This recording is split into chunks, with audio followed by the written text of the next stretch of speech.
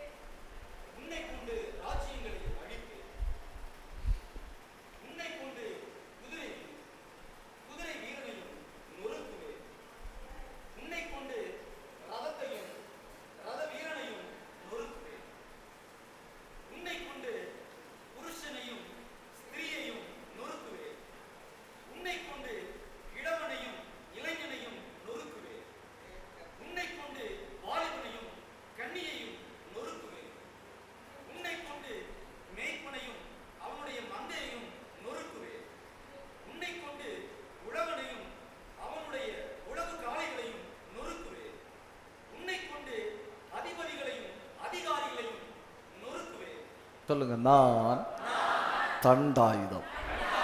ஒரு தடவை சொல்லுங்க, ஒரு தடவை சொல்லுங்க. சரி, நான் 3 காரியங்களை பேச போறேன். நான் என்ன பேச போறேன்னு முதல்ல சொல்லிடுறேன். நமக்கு 3 வெளிப்பாடு வேணும். நமக்கு 3 வெளிப்பாடு வேணும். 1, நம்முடைய பணித்தளங்களை பற்றின வெளிப்பாடு. அப்போ நமக்கு முதல்ல இருக்க வேண்டிய வெளிப்பாடு என்ன? நம்முடைய பணித்தளத்தை பற்றின வெளிப்பாடு. நமக்கு 2வது இருக்க வேண்டிய வெளிப்பாடு நம்மை பற்றின வெளிப்பாடு. 1, பணித்தளத்தை பற்றின வெளிப்பாடு நமக்கு இருக்கணும். 2, நம்மை பற்றின வெளிப்பாடு இருக்கணும்.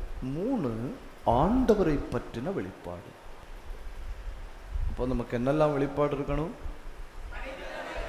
பணித்தளத்தை பற்றின வெளிப்பாடு இருக்கணும், நம்மை பற்றின வெளிப்பாடு இருக்கணும், ஆண்டவரை பற்றின வெளிப்பாடு இருக்கணும். இந்த 3 வெளிப்பாடும் நமக்கு, உங்களுக்குன்னு நான் சொல்லலை, பார்த்தீங்களா, நமக்கு. ஏன்னா அதில் என்னையும் சேர்க்க வேண்டி இருக்கு. இந்த 3 வெளிப்பாடு நமக்கு தெளிவா இருக்குன்னா நம்முடைய ஊழியத்தை யாரும் தடுக்க முடியாது. தப்பு தான், உங்கள்கிட்ட சொன்னது தப்பு தான். இந்த 3 வெளிப்பாடு நமக்கு இருக்குன்னா நாம் செய்கிறது போல ஊழியத்தை எவரும் செய்யவும் முடியாது. அப்போ நமக்கு என்னெல்லாம் வெளிப்பாடு வேணும்? மெதுவா பேசுங்க. பணித்தளத்தை பற்றின வெளிப்பாடு, அப்புறம் நம்மை பற்றின வெளிப்பாடு, அப்புறம் ஆண்டவரை பற்றின வெளிப்பாடு. நம்ம ஒவ்வொன்றா படிக்க போறேன்னு. முதல்ல பணித்தளத்தை பற்றின வெளிப்பாடு. பணித்தளத்தை பற்றின வெளிப்பாடுக்கு நான் ஒரு 7 காரியங்கள் எழுதி வச்சிருக்கிறேன்னு. 7 காரியம் சொல்ல முடியுமான்னு தெரியல. 1, நம்முடைய பணித்தளம் கோதுமையை விதைத்து முச்செடிகளை அறுக்கிற இடம். எரேமியா 12 அதிகாரம் 13வது வசனம். அது எப்படி தங்கம்? அது எப்படி?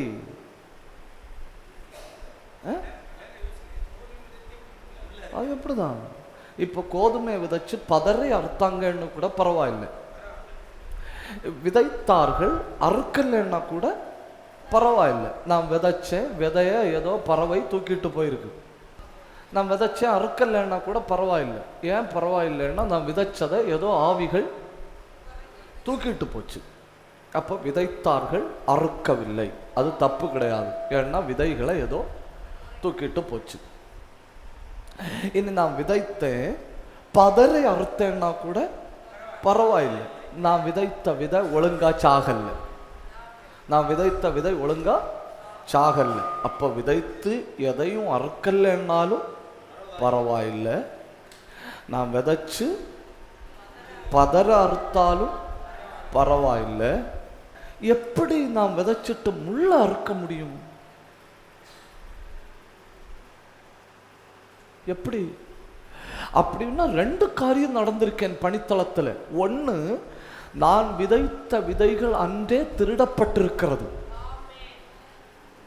அப்படித்தானே? 2, நான் விதைத்த விதைகள் திருடப்பட்டது மட்டுமல்ல, நான் விதைக்கிற நேரத்தை பார்த்திருந்து எனக்கு பின்பு அதே நிலத்தில் இன்னொருவன் தேவையில்லாததை விதைத்திருக்கிறான். இனி நான் அந்த நிலத்துல விதைக்க முடியாது. ஏன்னா இனி நான் அந்த நிலத்துல விதைக்கணும்னா முதல்ல அக்கினி அனுப்பி சுத்திகரிக்கணும். தப்புதான், உங்கள்கிட்ட சொன்னதே தப்புதான். இனி அந்த நிலத்துல நாம் விதைக்கணும்னா முதல்ல அக்கினி அனுப்பி சுத்திகரிக்கணும். அப்படியானால் இந்த நாளில உங்க பணித்தளங்களில ஆண்டவர் அக்கினியை போடுகிறார்.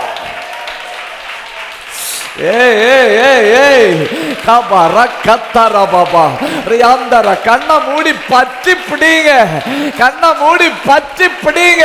நீங்க இந்த ஊழியர் முகாமில் வந்து உட்கார்ந்து சோத்திரம் சொல்லிக் கொண்டிருக்கும் நீங்க ஆராதிக்கிற தேவன் உங்க பணித்தளத்தில் அக்கினிய போடுகிறார்.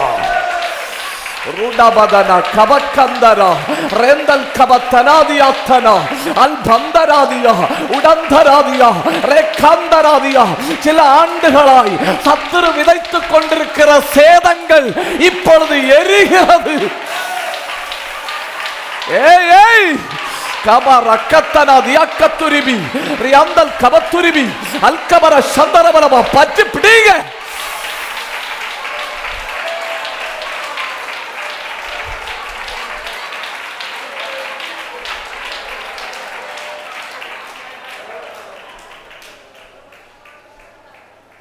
நாம் விதைக்கிறது வரை சத்துரு செயல்படவே இல்லை. நாம் விதைக்கிறது வரை என் பணித்தளத்தை சத்துரு கண்டுக்கிடவே இல்லை. நாம் விதைக்கிறது வரை அந்த நிலம் பாழாதான் கிடந்து, நான் அந்த பகுதியில் ஊழியத்துக்கு போறது வரை வேற யாருக்கும் தரிசனமும் இல்லை, வேற யாருக்கும் பாரமும் இல்லை, வேற யாருக்கும் திட்டமும் இல்லை. அந்த நிலம் பாழாதான் கிடந்து, அது பால் நிலம் ஆனதுனாலதான் நான் அங்க போனேன். நான் விதைச்ச உடனே சத்துரு உணர்ந்துட்டான். நான் விதைச்ச உடனே சத்துரு உணர்ந்துட்டான். உங்க ஊழியத்துக்கு கவனிங்க, உங்க ஊழியத்துக்கு விரோதமா ஒரு ரியாக்ஷன் இருக்குன்னா, ரியாக்ஷனுக்கு தமிழ்ல என்ன சொல்லுவாங்க? சூப்பர். உங்க ஊழியத்துக்கு ஒரு எதிர்வினை இருக்குன்னா நீங்க அங்க என்ன செஞ்சிருக்கீங்கன்னு அர்த்தம். ஐயோ, யார்கிட்ட சொல்லல. ஒரு எதிர்வினை இருக்குன்னா என்ன இருக்குன்னா, எதிர்வினை இருக்குன்னா, அதாவது ஒருத்தன் எழும்பி அதுக்குள்ள முள்ளுகளை விதைத்தானால் நீங்கள் கோதுமையை விதைக்க வந்து விட்டீர்கள் என்று அவன் அறிந்தான். அதுக்கு முன்னே அப்படி ஒரு நிலம் இருக்கிறது எதிராளிக்கு தெரியல. அப்படி ஒரு ஊர் இருக்கு, அந்த கிராமத்தில் ஒரு 400-450 வீடுகள் இருக்கு, அங்க யாருமே போய் ஊழியம் செய்யல, இது எதிராளிக்கு தெரியல. இப்போ நீங்க தரிசனத்தோட போயிட்டீங்க, தரிசனத்தோட போய் கோதுமையை விதைச்சிட்டீங்க, உட்கார்ந்து ஜெபம் பண்ணீங்க. 2ஆம் தடவை நீங்க அந்த பணித்தளத்துக்கு போகும்போ அங்க என்ன வளர்ந்துருக்கு? முள் வளர்ந்திருக்கிறது. உடனே புரிஞ்சுக்கிடணும், உங்க ஊழியத்தின் முதல் வெற்றி எதிராளி உணர்ந்து விட்டான். அது உங்க தோல்வி அல்ல.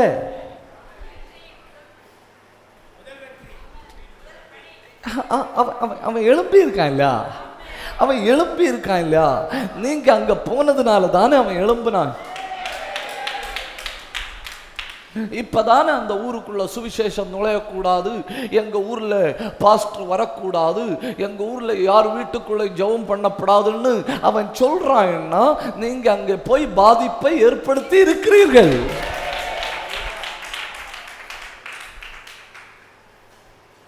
தப்புதான், உங்கள்கிட்ட சொன்னது தப்புதான்.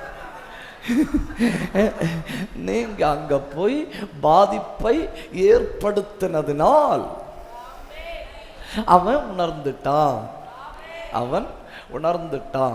அப்போ உங்க முதல் வெற்றி உங்கள் ஊழியத்து நிமித்தம் செத்து கிடந்த சாத்தான், உங்க ஊழியத்து நிமித்தம் செத்து கிடந்த சாத்தான் எழும்பிட்டான். அது உங்க முதல் வெற்றி. அப்போ உங்க பணித்தளத்தை பற்றின முதல் வெளிப்பாடு, நான் ஊழியம் செய்கிற பகுதி கோதுமையை விதைத்து. எதை விதைத்து? பதற அறுக்கல்ல, அறுக்காம இருக்கல்ல, கோதுமை அறுக்கல்ல, நெல்லை அறுக்கல்ல, முச்செடியை அறுக்க வாய்ப்புள்ள இடம். ஏன் ஆண்டவரே ஊழியம் வளரல்ல, ஏன் ஆண்டவரே நீர் என்ன பயன்படுத்தல, அப்படியெல்லாம் கேட்கக்கூடாதுன்னு. இந்த முதல் அடையாளமே கர்த்தர் உங்களை ஊழியத்தில் வல்லமையாய் பயன்படுத்த போகிறார் என்பதின் அடையாளம். ஓகேவா? அப்போ உங்க ஊழிய பகுதி, உங்க பணித்தளத்தை பற்றின முதல் வெளிப்பாடு சொல்லுங்க.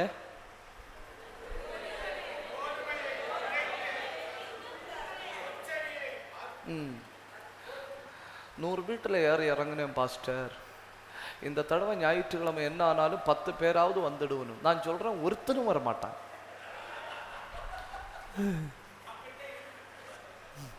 ஏன் ஒருத்தனும் வரமாட்டான்னா, எதிர்வினை ஆரம்பித்து விட்டது. எதிர்வினை ஆரம்பித்து விட்டது. அப்போ உங்க நிலத்துல முதல்ல விதைக்கணும். முதல்ல விதைச்சிட்டு எது வளரும்னு எதிர்பார்க்கணும்? முள்ளுகள் வளரும். உங்க வாயிலிருந்து சுவிசேஷத்தை கேட்டவனே உங்களை குத்துவான். நீங்க ஜோம் பண்ணப்போ வயிற்று வலி மாறினவனே எங்க ஊர்ல கால் வைக்கப்படாதுன்னு சொல்லுவான். குழந்தை இல்லாத வீட்டில் போய் நீங்க ஜோம் பண்ணி குழந்தை கிடைச்சது, இப்ப அந்த குழந்தையும் கூட சேர்ந்து நின்று நீங்க ஊழியம் செய்யப்படாதுன்னு போராடும். அப்ப நம்ம பணித்தளத்தை பற்றின முதல் வெளிப்பாடு இதுதான். கோதுமையை விதைத்து முட்களை அறுக்கிற இடம். நம்முடைய ஊழியத்தை பணித்தளத்தை பற்றின 2வது வெளிப்பாடு எரேமியா 28:10-11 வாசிங்க.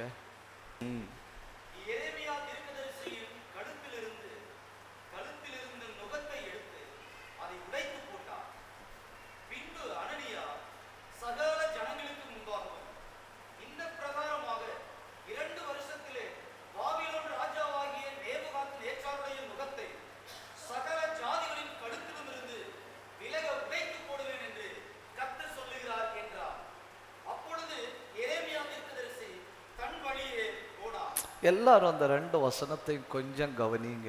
கொஞ்சம் என் கூட சேர்ந்து நீங்க கவனிக்கணும்னு எரேமியா விட்டு ஆண்டவர் சொல்றாரு. அன்னைக்கு 2 வகையான தீர்க்கதரிசிகள். ஒரு வகையான தீர்க்கதரிசிகள் எப்படின்னா, அரண்மனையிலே சாப்பிட்டு, எங்கே சாப்பிட்டு? அரண்மனையிலே சாப்பிட்டு, அரசன்ட்டே மந்த்லி சேலரி வாங்கி சாப்பிட்றது அரண்மனையில் ராஜாவுடைய டேபிளில் உட்கார்ந்து சாப்பிட்டு மந்த்லி சேலரி வாங்கி அரண்மனையில் இருந்து கொடுக்கிற ராஜ வரிசையின் வீட்டில் தங்கி இருந்து அந்த வீட்டுக்குள்ள எதிராளிகள் நுழைய முடியாது. அரண்மனைக்குள்ள பாதுகாப்பு அந்த வீட்டுக்கு இருக்கு. ராஜ சாப்பாடு, ராஜ சம்பளம், அரண்மனையில் உள்ள அந்த வரிசையில் தங்கி இருக்கிறோம். நான் கேட்குறேன், இவன் யாருக்கு தான் அனுகூலமாக தீர்க்க தரிசனம் சொல்லி ஆகணும்? ராஜாவுக்கு அனுகூலமாக தீர்க்க தரிசனம் சொல்லித்தான் ஆகணும். ஏன்னா இனி கர்த்தருடைய நாமத்தில் ஏதாவது சொல்லிட்டாங்கன்னா சாப்பாடு கட்டு, சம்பளம் கட்டு, வீடு கட்டு, எல்லாம் கட்டாகும். அதனால அவன் கம்பல்டு, அவன் அரசனுக்கு ஆதரவாக தான் தீர்க்க தரிசனம் சொல்லி ஆகணும். அதே காலத்தில் இன்னொரு கூட்டம் இருக்கு. காலையில் எங்கேயாவது கிடைக்கிற ஒரு வார்கோதுமை அப்பத்தை சாப்பிட்டு ஏதாவது ஒரு வஸ்திரத்தை போட்டுக்கிட்டு திடீர்னு ராஜாவிட்ட போய் கர்த்தர் என்னை அனுப்பினார்னு சொல்லி வந்து தீர்க்க தரிசனம் சொல்ற ஆட்கள். தீர்க்கதரிசிகள்னு சொன்னா 2 வகை. ஒன்று அரசனுக்கு அனுகூலமா இருப்பான், இன்னொன்று ஆண்டவருக்கு அனுகூலமா இருப்பான். அவ்வளவுதான். எளிதில் டிஃபரன்ஷியேட் பண்ணிக்கலாம். பார்த்தீங்களா? இப்போ அவங்க அரசனுக்கு விருப்பமான அளவில் கொஞ்சம் சேலரியும் போனஸும் பிஎஃப்பும் இன்க்ரிமெண்ட்டும் கூட கிடைக்கத்தக்க விதத்தில் தீர்க்க தரிசனம் சொல்ற ஒரு வகை. இன்னொரு வகை, எந்த பின்னணியங்களும் இல்லை, எந்த அனுகூலங்களும் இல்லை. திடீர்னு கர்த்தர் சொல்றாரு, நீ போய் தீர்க்க தரிசனம் சொல்லு. அவன் போறான், தீர்க்க தரிசனம் சொல்றான். முடிஞ்சா இந்த அரசனுக்கு கையில இருந்து சாப்பிடுற தீர்க்கதரிசிகள் உண்டு இல்லையா, அவங்க கையில இருந்து 2 அடி வாங்குவான், வருவான். இன்னைக்கு எவ்வளவு சம்பளம் கிடைத்தது? இன்னைக்கு கிருபையினால 2 அடி கிடைத்தது. இன்னைக்கு கிருபையினால 2 அடி கிடைத்தது அப்படின்னு தான் அவனுக்கு சொல்ல முடியும். எரேமியா வீட்டில் உட்கார்ந்துருக்கிறாரு. வீட்டில் உட்கார்ந்துருக்கிற எரேமியா விட்டு ஆண்டவர் சொல்றாரு, நீ மரத்தினால் ஒரு நுகத்தை எடு. எல்லாரும் என் கூட வாரீங்க இல்லையா? நீ எதை எடு? மரத்தினால் ஒரு நுகத்தை எடு. அவன் பாவம் எடுத்தான். எடுத்த உடனே கர்த்தர் சொன்னாரு, நீ அதை உன் கழுத்துல உன் கழுத்துல அந்த நுகத்தை வை. நுகத்தை வச்சுட்டு இப்படி போ. ஏன்னா இப்படி போய் அரசன்ட்ட நில்லு.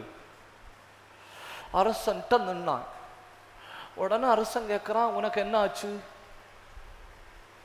உடனே எரேமியா சொல்றாரு, இப்படியே கல்தேயர் வந்து உன்னை நுகத்துல பூட்டி கொண்டு, செய்தி கடினமா இருக்கு, ஆனா சரியா இருக்கு. உங்கள்கிட்ட சொல்லல, செய்தி கடினமா இருக்கு, சரியா இருக்கு. செய்தி கிரகிக்க முடியாததா இருக்கு, ஆனா சரியா இருக்கு, தேவனிடத்தில் வந்ததா இருக்கு. அரசன் பயப்படல. ஏன் அரசன் பயப்படல? பிஎஃப், போனஸ், கிராட்டிவிட்டி எல்லாம் கொடுத்து ஆட்களை வச்சிருக்கு இல்லையா? நீ ஆற்றால் ஒரு புறம்போக்கு தீர்க்கதரிசி. என் கையில இருக்கு கவர்மெண்ட் சம்பளம் வாங்குற தீர்க்கதரிசிகள். அரசன் உடனே ஒரு தீர்க்கதரிசி, இதுக்கு பதில் சொல்லு. இவன் காலையில் எழும்பி ஜோம் பண்ணி ஊரு ஃபுல்லா குனிஞ்சு நடந்து வந்து அரண்மனையில் இருக்கிறான். அரண்மனையில் நிற்கிறான். தீர்க்க தரிசனத்தை சொல்லியாச்சு. இப்போ அரசன் ஆளு உண்டு. அரசன் நிற்கிற தீர்க்கதரிசி அனனியா. அனனியா விட்டு அரசன் சொல்றான், நீ இப்போ இதுக்கு பதிலா ஒரு கர்த்தருடைய வார்த்தையை சொல்லு. அவன் உடனே ஓடி வந்தான். ஓடி வந்துட்டு இந்த கழுத்துல இருந்து இல்லையா நுகம், இதை எடுத்தான். எடுத்து உடைச்சு போட்டுட்டு சொல்றான், கர்த்தருடைய வார்த்தை எனக்கு உண்டாயிற்று. உனக்கு பாதி வெளிப்பாடு தான் கிடைச்சிருக்கு, எனக்கு மீதி வெளிப்பாடு. நீங்க இங்க இல்ல, நீங்க என் கூட வரல. உனக்கு பாதி வெளிப்பாடு தான் கிடைச்சிருக்கு. அதாவது கழுத்துல வச்சுட்டு அரண்மனையில வந்து அரசனை பிடிச்சிட்டு போறது வரதான் நீ பார்த்த. அதுக்கு மீதி எனக்கு கிடைச்சு. எனக்கு என்ன கிடைச்சு தெரியுமா? கர்த்தர் இப்படியே அந்த கல்தேயனுடைய நுகத்தை எடுத்து உடைச்சு போடுவான். உதாரணத்துக்கு இப்ப இந்த ஐயா வாராரு. இந்த ஐயா கழுத்துல நுகத்தோட வந்து எனக்கு முன்ன நின்று தீர்க்க தரிசனம் சொல்றாரு. சொல்லி முடிச்ச உடனே ஏன் பட்சத்துல இருந்து ஒரு ஆள் எழும்பி, ஓ உனக்கு பாதி வெளிப்பாடு தான் கிடைச்சிருக்கு, மீதி வெளிப்பாடு நான் தான் கண்டேன்னு சொல்லி அதை எடுத்து உடைச்சிட்டு 2 வருஷத்துல நீ இப்படி நுகம் வச்சுட்டு வந்த இல்லையா, 2 வருஷத்துல கர்த்தர் அந்த நுகத்தை உடைச்சு போடுவார்னு சொன்னா அடுத்து நீங்க என்ன சொல்லுவீங்க?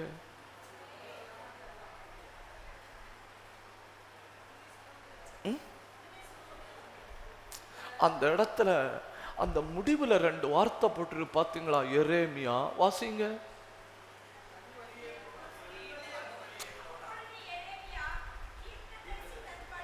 வேற ஒண்ணும் சொல்ல, ஒண்ணுமே சொல்ல முடியாது.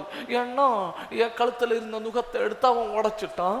அவன் உடைச்சிட்டு அவன் தீர்க்க தரிசனம் சொல்லிட்டான். அவன் தீர்க்க தரிசனம் சொல்ல உடனே அரசன் எழும்பி நின்று கை தட்டி சபாஷ் அப்படின்னு சொல்றான்.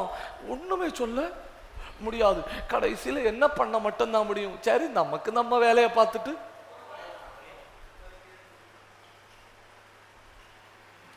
ரொம்ப ரொம்ப கடினமா நின்று தொண்டையில் உள்ள தண்ணி வற்றுகிற அளவில், வாயிலிருந்து இரத்தத்தின் வாசனை வருகிற அளவில் கர்த்தர் வருகிறார். பாவிகளை நியாயம் தீர்க்க வருகிறார். அவர் நீதிமான்களை தெய்வராஜ்யத்தில் சேர்ப்பார், துன்மார்க்கனை பாதாளத்தில் போடுவார்னு சொன்ன உடனே கேட்டுட்டு நிற்கிற ஒருத்தன், பாதாளம் ஒன்றும் இல்லப்பா, பரலோகம் இல்லை, இதுதான் பரலோகம் பாதாளம்னு சொன்னா எரேமியா தன் வழியே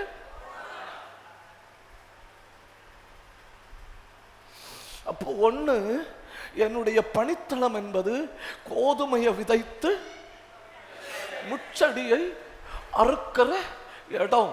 2, என் பணித்தளம் என்பது நான் பாரத்தோட பேசுகிற செய்திகளை கேவலமாய் நினைக்கிற இடம். ரொம்ப முழங்கால் நின்று ஜெபம் பண்ணி அழுது கதறிட்டு ஜப அறையில் வச்சு செய்தியை வாங்கிட்டு பலிபீடத்தில் போய் நின்று பேசினா, மீட்டிங் முடிஞ்ச உடனே 2 பேர் வந்து, நீங்க பிளான் பண்ணி எங்களுக்கு விரோதமா பேசுனீங்க பாஸ்டர்னு சொன்னா என்ன செய்வீங்க? என்ன செய்ய முடியும்? அவன் நம்ம பிள்ளை, அவனுக்கு ஆவிக்குரிய போஜனம் கொடுக்கிறது நாம. சபையில வசனத்தை பேசும்படி பலிபீடத்தில் நின்று பேசும்படி சொன்னது கர்த்தர். கர்த்தர் சொன்னது நம்ம சொல்லி இருக்கோம். ரொம்ப கௌரவமா, ரொம்ப பாரமா இருதயத்தின் ஆழத்தில் இருந்து சொல்லி இருக்கிறோம். மீட்டிங் முடிஞ்ச உடனே அவன் வந்து சொல்றான், யாரும் உங்களுக்கு என்ன பற்றி சொல்லி தந்தனும், அதனால நீங்க வேணும்னா எனக்கு விரோதமா பேசினீர்கள். இதுக்கு என்ன பதில் சொல்ல முடியும்? மிக முக்கியமான, மிக ஜாக்கிரதையான, மிக தேவையான செய்தியை கொடுத்த உடனே முடிஞ்ச உடனே வந்து ரொம்ப சிம்பிளா உதாசீனம் பண்ணிட்டு போயிட்டணும். பாரப்பட்டதுன்னா அந்த செய்தியை ஜப அறையில் உட்கார்ந்து கற்பந்தரிச்சது நான். முழங்கால நின்று, ஆண்டவரே நீர் பேசி ஆகணும்னு சொல்லி செய்தியை வாங்கினா அந்த கருவை உள்ளத்துல வச்சு வளர்த்தியது நான். அதை நான் பிரசவித்த பொழுதுன்னா பிரசங்கித்த பொழுது உடனே அப்படி வந்து, இதா ஏதோ 2 பேர் என்னை பற்றி உங்கள்கிட்ட போட்டு தந்திருக்கணும் பாஸ்டர், அதனால நீங்க மனப்பூர்வமா எனக்கு விரோதமா பேசுனீங்கன்னு சொன்னா நம்ம என்ன செய்ய முடியும்? என்ன செய்ய முடியும்? இப்படிதான் செய்ய முடியும். என்ன செய்ய முடியும்? எரேமியா தன் வழியே. ஏன்னா செய்தி கொடுக்கும்படி அரண்மனை கொண்டு வந்த நுகத்தடி இப்ப கழுத்துல இல்ல, அவர் ரொம்ப சிம்பிளா எடுத்து உடைச்சு போட்டுட்டான். உடைச்சு போட்டுட்டு நேர்த்தியான ஒரு தீர்க்கதரிசனத்தை சொல்லிட்டான். பாத்தீங்களா? நேர்த்தியான, அதாவது இதை எடுத்து உடைச்சிட்டு அவன் சொல்றான், இது போல 2 ஆண்டுக்குள்ள கர்த்தர் பாபிலோனிய நுகத்தை உடைப்பார். இப்ப பேசக்கு வார்த்தையும் இல்லை, கழுத்துல வைக்க நுகவும் இல்லை. எரேமியா எவ்வளவு அழுதுருப்பான் இல்லையா? இப்ப கேவலப்பட்டது நான் கிடையாது, கேவலப்பட்டது கர்த்தர் எனக்கு தந்த வசனம். கேவலப்பட்டது நான் கிடையாது, கேவலப்பட்டது எது? கர்த்தர் என் கையில தந்த வசனம். அதனால அவன் தன் வழியே போனான். தன் வழியே போய் ஆண்டவர்கிட்ட சொன்ன, ஆண்டவரே ரொம்ப முக்கியமான அவசரமான செய்தின்னு சொல்லி என் கையில தந்தீரே, அதை ரொம்ப சிம்பிளா எடுத்துட்டணும். ரொம்ப சிம்பிளா எடுத்துட்டு என்ன ஒண்ணும் இல்லாம பண்ணிட்டனும். கர்த்தர் உடனே சொன்னாரு, அதே அரண்மனைக்கு மறுபடியும் போ.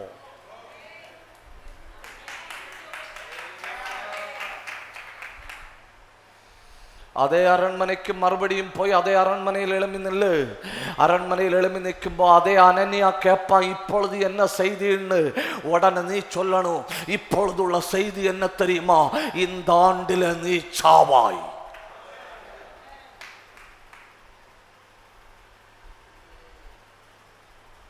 ஏன் அப்படி பாக்குறீங்க?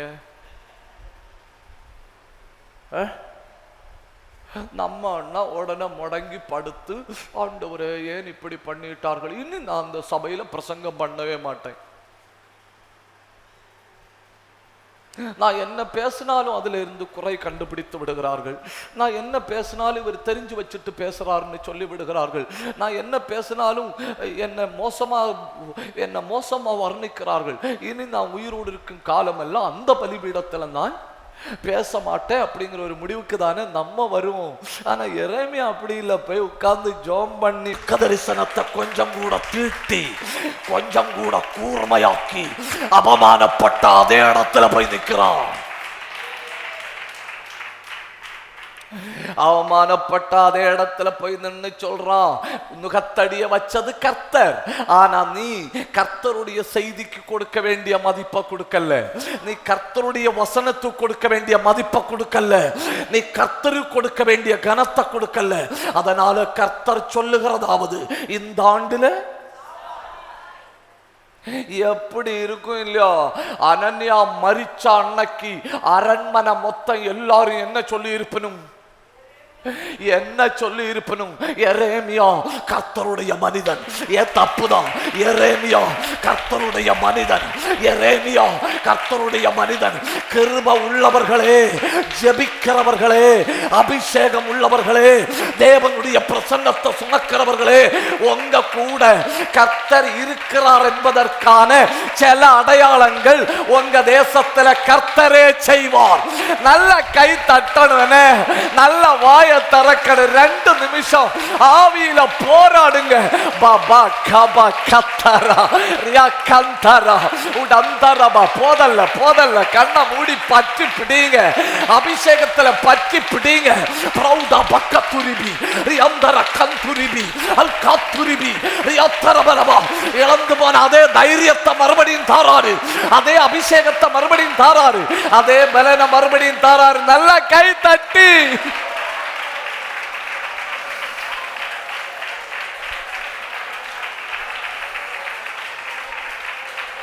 எந்த இடத்துல ஊழியம் செய்து முதுகெலும்பு வளைந்தவர்களாய் கூனி குருவி தோற்று போய் ஓடி போனீர்களோ, அதே பணித்தளத்துல கர்த்தர் உங்களை கர்ச்சிக்கிற சிங்கத்தை போல நிறுத்த போகிறார்.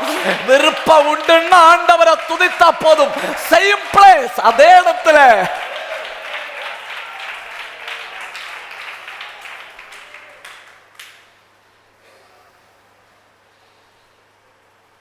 பவுலை லிஸ்திரா பட்டணத்துல பிரசங்கம் பண்ணிட்டு இருக்கும்போ வந்து பிடிச்சு எரிஞ்சு இந்த வெறி நாயை அடிச்சு தூக்கிட்டு போற மாதிரி காலில் பிடிச்சு இழுத்துட்டு கொண்டு போய் பட்டணத்துக்கு வெளியே வீசி எறிஞ்சணும்.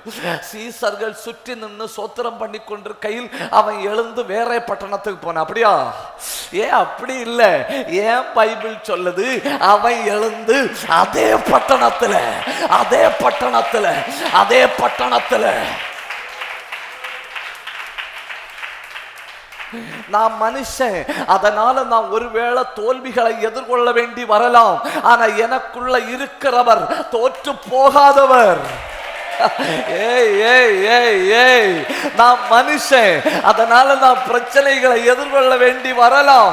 எனக்குள்ள இருக்கிறவர் வரலாற்றில் தோல்வியை சந்தித்ததே இல்லை. மறுபடியும் அதே பணித்தளத்துக்கு போங்க. இந்த முகாமில உங்களை கூர்மையாக்குகிறார், இந்த முகாமில உங்களை கருக்கான பட்டயமாக்குகிறார். ஒரு புதிய அபிஷேக தைலத்தை உங்க தலைமையில ஊற்றுகிறார். அதே பட்டணத்துக்கு போங்க. கர்த்தர் உங்களை கொண்டு செய்யும் காரியங்கள் பயங்கரமா இருக்கும். ஒரு நிமிஷம் கை தட்டி கடக துர பத்தல கந்தல் கபத்தாரிபி ரேலாந்தரிகந்தாரியா அல் பவந்தாரியா உடந்தாரிய கல்பத்தனா ரேலாந்தரிகத்தரதலபா ரேந்தல் கபரப சந்தரபலபரபலபா.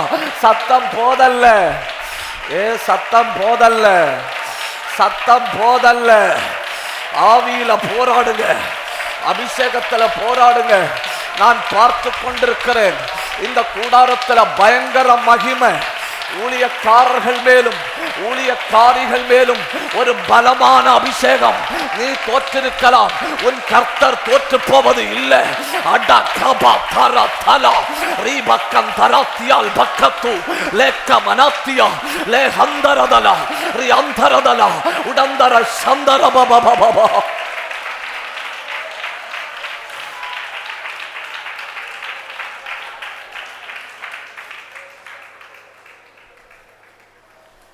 ஒன்று, என் பணித்தளத்தை பற்றின முதல் வெளிப்பாடு என்ன?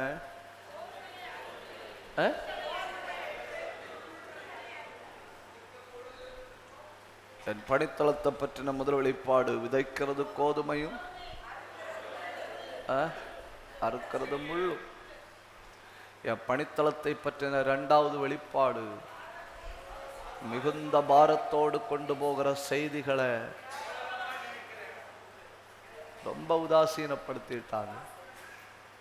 சில நேரம் நமக்கு எல்லாம் இது நடக்குது இல்லையா? அன்னைக்கு ஞாயிற்றுக்கிழமை ஞாபகம் இருக்கா? மீட்டிங் முடிஞ்ச உடனே வந்து சொல்லிச்சுனும், பாஸ்டர் இது யாரோ சொல்லி தந்து பேசுனீங்கன்னு. அன்னைக்கு எவ்வளோ வலியா இருந்துலையா? அன்னைக்கு மாதிரி நம்ம ஜெபம் பண்ணி பாரத்தோட பேசினதே இல்லை. அன்னைக்கு ஒரு பெரிய அறுவடை எதிர்பார்த்தாகும் பேசணும். ஆனால் அன்னைக்கு நெஞ்சுக்கு நிறைய இடி மாதிரி வார்த்தைகளாகும் கிடைத்தது. இந்த ரெண்டு அடையாளங்களை நீங்க புரிஞ்சுக்கிடணும். என் பணித்தளம் இப்பொழுதும் உயிரோடு தான் இருக்கிறது. 3 ரெண்டெண்ணம் சொன்னேனே. 1, கோதுமை விதைத்து முள்ளை அறுவடை செய்கிறோம். 2, பாரத்தோடு பேசுகிற செய்திகள் கேவலப்படுத்தப்படுகிறது. 3, எரேமியா 9:5-6.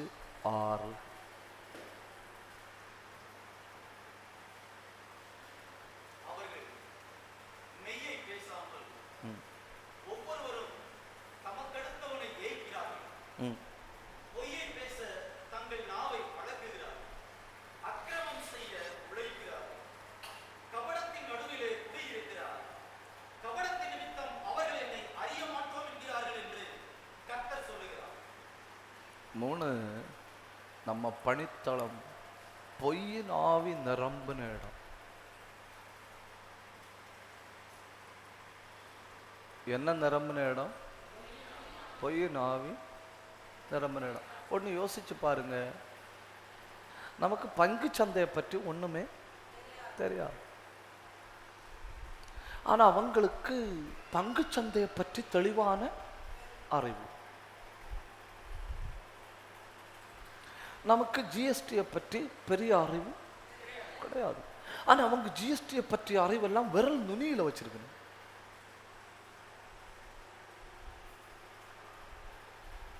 நமக்கு விஞ்ஞானத்திலையும் பெரிய அறிவு கிடையாது. ஆனா அவங்களுக்கு விஞ்ஞான ரீதியா சரியான அறிவு. அப்புறம் பயங்கரமான அரசியல் அறிவு. எங்க யாரு கவுன்சிலர், எங்க யாரு அமைச்சர், எங்க யாரு முதலமைச்சர், எங்க யாரு பிரதமர், எந்த இடத்துல யாரு கலெக்டர், எல்லா அறிவும் இருக்கு. இந்த எல்லா அறிவும் இருந்துட்டு ரட்சகரை பற்றின அறிவு இல்லை. தப்புதான், உங்கள்கிட்ட சொன்னது தப்புதான்.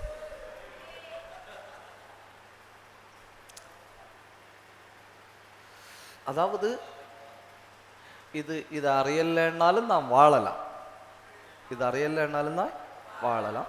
அப்படி உள்ள காரியங்களை பற்றி 100க்கு 100 அறிவு. இந்த அறிவினால எனக்கு பெரிய பிரயோஜனம் இல்லை, இது அறியாதனால எனக்கு பெரிய பாதிப்பும் இல்லை. அப்படி உள்ள காரியங்களை பற்றி 100க்கு 100 அறிவு. ஆனா இதை அறிஞ்சாதான் நான் தப்ப முடியும்னு இருக்கு இல்லையா ஒரு சத்தியம் இல்லையோ? ரொம்ப சிம்பிளான சத்தியம். குழந்தைகளுக்கு கூட புரிகிற விதத்தில் எழுதி, நம்ம லாங்குவேஜில் எழுதி, நம்ம கையில தரப்பட்டிருக்கிற சத்தியம்.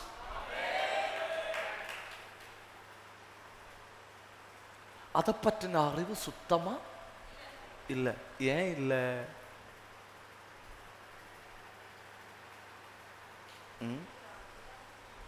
ஒரு ஆள், கவனிங்க நீங்க, ஒரு ஆள் ஒரு பொய்யை கூட சேர்ந்து கவனிக்கணும்.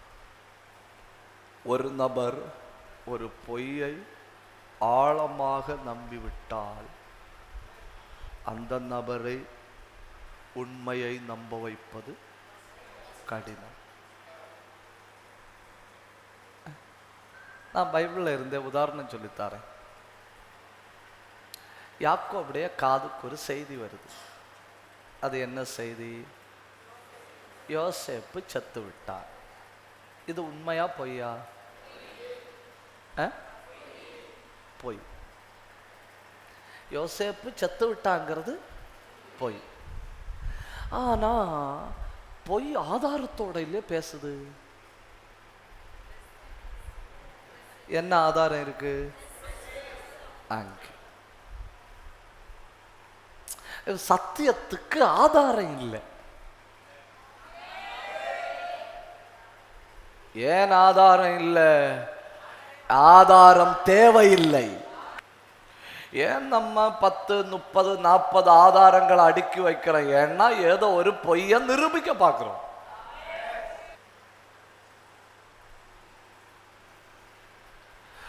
சத்தியத்துக்கு ஆதாரம் தேவையில்லை. மத்திய தரை கடலுக்கு பக்கத்தில் இருக்கிற எருசலேமில் கொல்கோதாக்கு பக்கத்தில் உள்ள தோட்டத்தில் ஒரு கல்லறை திறக்கப்பட்டிருக்கிறது. அந்த கல்லறைக்குள்ள இருக்கிறவர் அவர் இங்கே இல்லை. சத்தியத்துக்கு ஆதாரம் தேவையில்லை. ஏய்,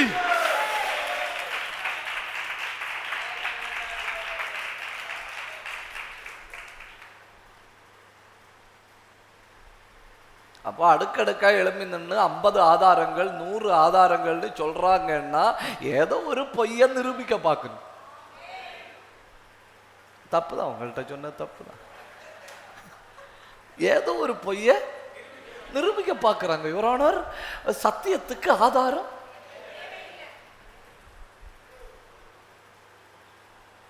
அதனால பொய்யர்கள் தான் பிளான் பண்ணணும். இப்ப யோசேப்பு செத்து போயிட்டான்னு அப்பாவை நம்ப வைக்கணும்னா ஆதாரம் வேணும்.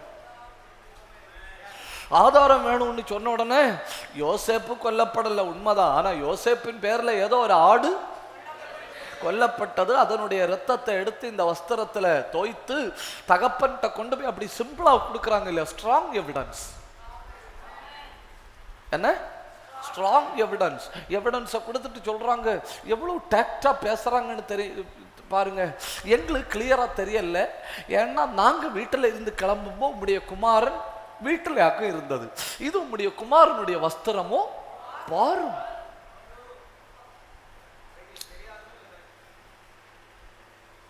ஏன்னா எங்களுக்கு இதுக்கு சம்பந்தம் இல்லை. ஏன்னா நாங்க ஆடு மேய்க்க போகும்போது குமாரன் எங்க கூட இல்லை. குமாரன் எங்க இருந்தான்?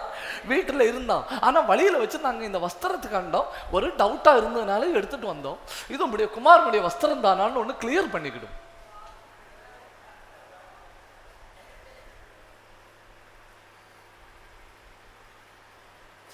அப்புறம் 40 நாள் அந்த வீட்டுல சாப்பாடு வைக்கல. 40 நாள் கஞ்சி தான் வச்சணும். ஏன்னா யோசேப்பு செத்துட்டான். அதனால துக்கத்தின் கஞ்சியை குடிக்கணும். இவங்களும் வந்து கூட உட்கார்ந்து குடிக்கணும்.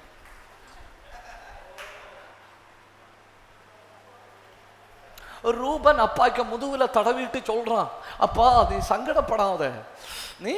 சங்கடப்படாத, உனக்கு இன்னும் கல்யாணம் பண்ண முடியும்.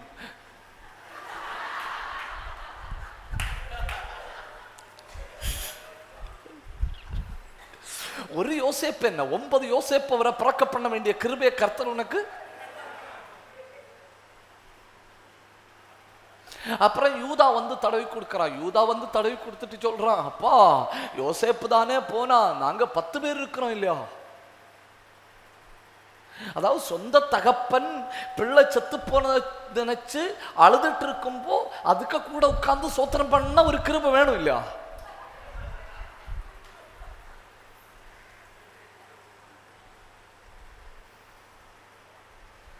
அந்த 40 நாள் ஜபந்தான் ஒருவேளை அவனை மினிஸ்டர் ஆக்கியிருக்கும்னு நினைக்கிறேன். கஷ்டம் இல்லையா? அப்போ பொய்க்கு தான் ஆதாரம் தேவை. இப்போ போத்திப்பாருடைய மனைவியை பாருங்க, எவிடன்ஸை கொடுக்குற. அவ பேசுனது ரொம்ப கிடையாது. அவ சொன்னா எனக்கு பெருசா ஒன்றும் இந்த பிரைவேட் காரியங்களை வெளியே சொல்ல முடியாது. இது யோசேப்புக்கு துணிதானா பார்த்துக்கிடுங்க.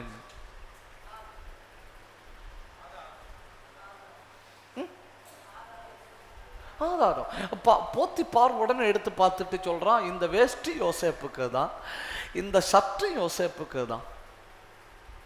வேஷ்டியும் ஷர்ட்டும் யாருக்குள்ளதான்? யோசேப்புக்குள்ளதான். அப்ப இதுக்கு மேல விசாரணை தேவை இல்லை.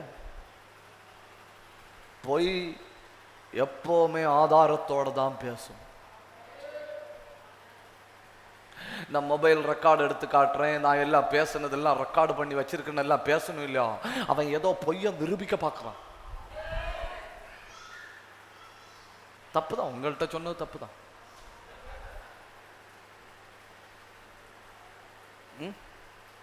உண்மையா பேசுறவன் ப்ரீ பிளான் பண்ண மாட்டான். உண்மையா பேசுறவனுக்கு ரெக்கார்டு பண்ணி வைக்கணுங்கிற புத்தி.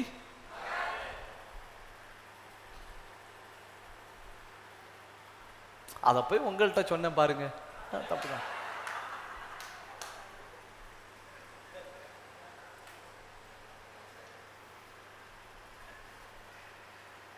இப்போ அதே பிள்ளைகள் வந்து தகப்பன்கிட்ட சொல்லணும், யோசேப்பு உயிரோட இருக்கிறான்.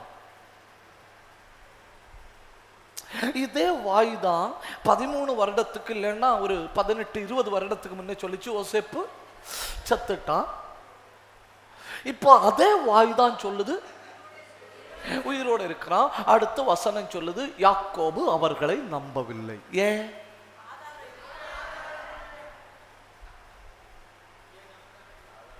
ஏன்னா ஏற்கனவே நான் ஒன்றை நம்பிவிட்டேன்.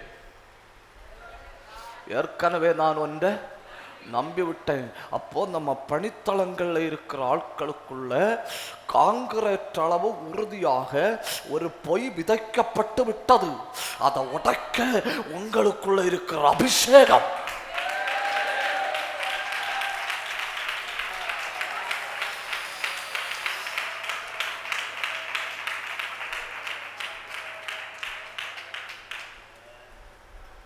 அவங்கள சொல்றதுல குற்றம் இல்லை. இப்போ சொந்த பிள்ளைகள் சொல்றதை ஏற்கனவே யாக்கோபு நம்பினாரு. இப்போ அதே பிள்ளைகள் சொல்றதை யாக்கோபு நம்பல. ஏன்னா ஒரே ஆள் ரெண்டு எதிர்மறையான ரெண்டு காரியத்தை நம்ப முடியாது. ஒன்னில் அதை நம்பணும், இல்லைன்னா இதை நம்பணும். ஆனா முதல்ல எதை நம்புறாங்களோ அதுல உறுதியா இருப்பணும். முதல்ல நம்பினது போய். இப்ப சுவிசேஷம் ஒரு கிராமத்துக்கு லேட்டா தானே வருது. சுவிசேஷம் ஒரு கிராமத்துக்கு பிந்திதானே போகுது. ஆனா அதற்கு முன்னே அவங்கள்ட்ட ஒரு நம்பிக்கை இருக்கு. ஏற்கனவே அவங்க ஊறி வளர்ந்த ஒரு நம்பிக்கை இருக்கு. அந்த நம்பிக்கையை உடைச்சிட்டு தான் சுவிசேஷம் என்ன செய்யணும்? உள்ள போகணும். அப்ப நம்ம கண்டிப்பா புரிந்துக்கிடணும், என் பணித்தளம் பொய்யின் ஆவி நடமாடுகிற இடம்.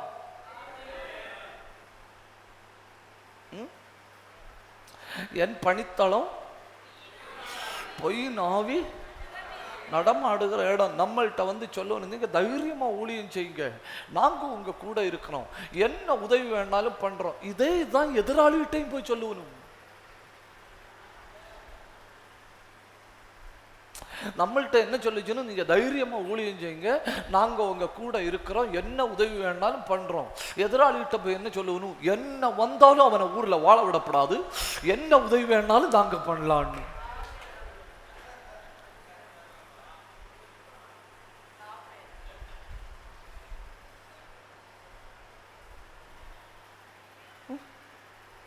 இல்ல அந்த பிரதரும் அந்த சிஸ்டரும் எங்களுக்கு முழு உதவி. நோ,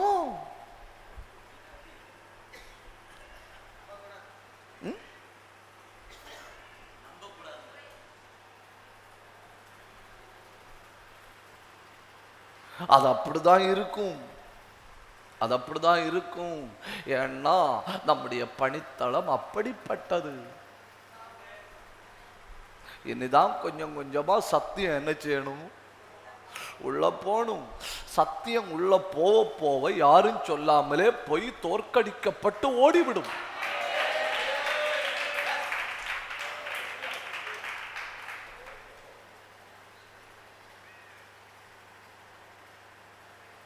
இன்னைக்கு வர காசு கொடுத்து இயேசு உயிர்த்தளல்ங்கிற செய்தி எருசலேம் முழுக்க பரவி இருக்குன்னா, அன்னை கொடுத்த காசுக்கு இன்னைக்கு வர பவர் இருக்குன்னா, பொய்யின் ஆவி எவ்வளவு கிரியன்னு பாருங்க. ஒன்று, பொய் ஆதாரத்தோடு தான் பேசும். 2, பொய் பணத்தை செலவு பண்ணும்.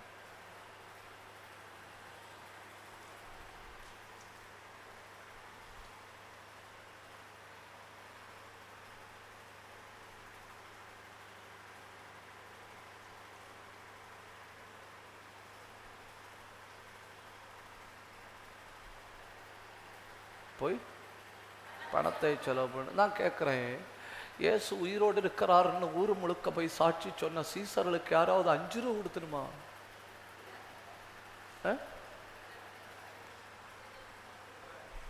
நீங்க பேசல. 5 ரூபா. பாவம், இயேசு உயிரோடு இருக்கிறாருன்னு சொன்னியே, ஒருவேளை உணவு தாரேன் அப்படியாவது. ஆனா இயேசு உயிரோட எழும்பல்ல, அவரை திருடிட்டு போச்சுன்னு சொல்றதுக்கு சேனை வீரர்களுக்கு என்ன கிடைச்சு?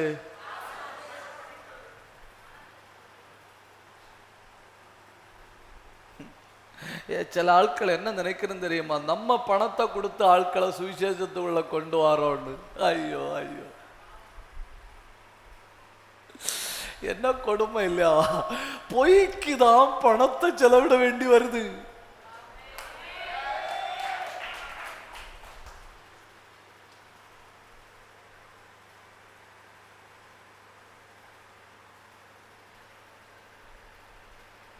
எதுதான் பணத்தை செலவிட வேண்டி வருது? ஏன் பைபிள் சொல்லுது? போர்ச்சேவகர்கள் காசை வாங்கி கொண்டு இயேசு கிறிஸ்து உயிர்த்தளவில்லை, சிலர் திருட்டளவாய் கொண்டு போனார்கள். அந்த செய்தி இன்றளவும் பேசப்படுகிறது. 3, பொய்க்கு ஞாபக சக்தி அதிகம்.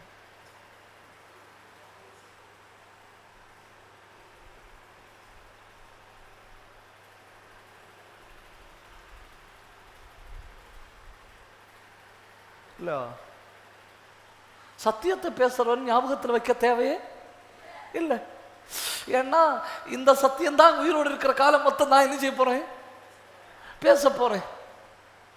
அதனால எனக்கு சத்தியத்தை பிரத்யேகமா ஞாபகத்தில் வைக்க தேவையில்லை. ஆனா பொய் பேசுறவன் அப்படி இல்லை. போன தடவை என்ன பேசினேன்?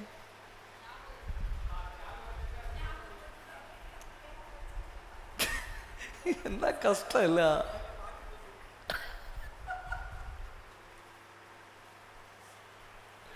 அவன் 10 தடவை ஒரு இடத்துல பேசினான்னா 10 தடவை பேசினதையும் 11வது தடவை ஞாபகத்தில் வச்சிருக்கணும். நான் என்ன சொல்றேன்? சத்தியத்துக்கு ஞாபக சக்தி தேவையே இல்லை. ஏன்னா ஒரு தடவை பேசினதுதான் காலம் பூரா பேச போறோம். அது சத்தியம்.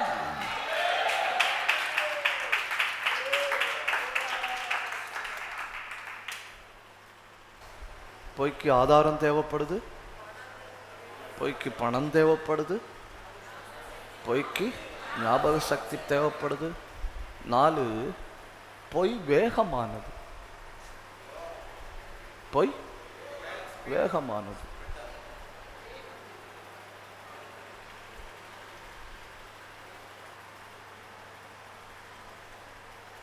ஒவ்வொன்னா சொல்லுங்க. 1, பொய் ஆதாரத்தோட பேசும்.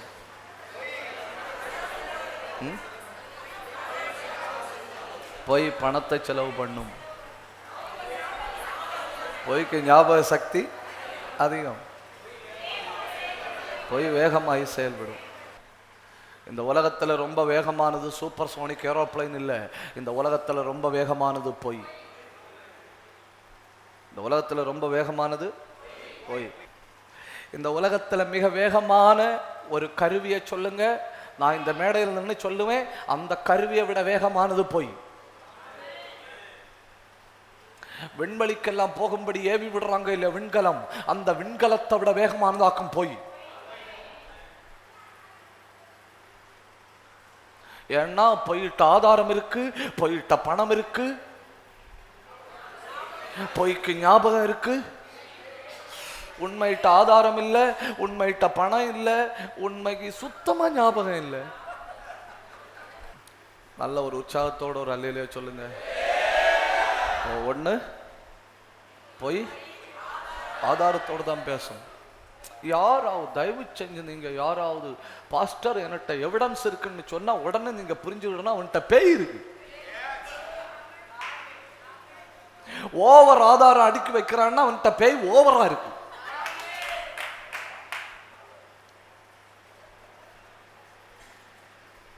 ஏன்னா சத்தியத்துக்கு ஆதாரங்கள் வைக்க தேவையில்லை, அது சத்தியம். ஏன் சத்தியத்துக்கு என்னத்துக்கு ஆதாரம்னு? ஏன்னா அது சத்தியம்.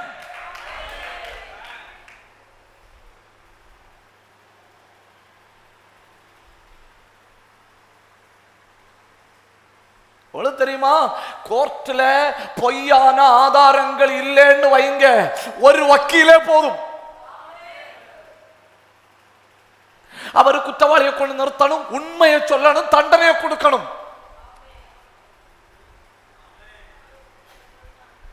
ஏன் சத்தியத்துக்கு 100 ஆதாரம் 150 ஆதாரம் அடுக்கி வைக்கணும்? ஏன்னா பொய் 1000 ஆதாரத்தோட எழுமிக்கு.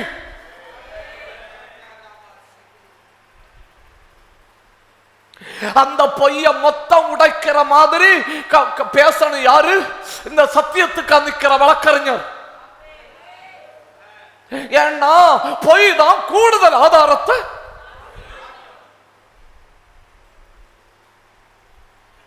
ஏன் அப்படி முறைக்கிறீர்கள்? உண்மைதானே சொன்னேன்.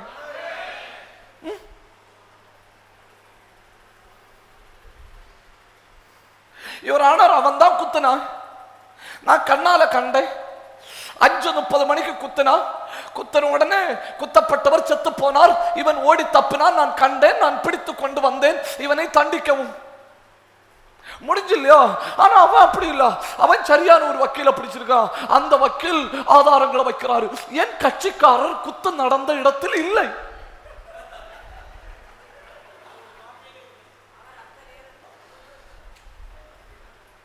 அவர் ஆதாரங்களை ப்ரொவைட் பண்றாரு.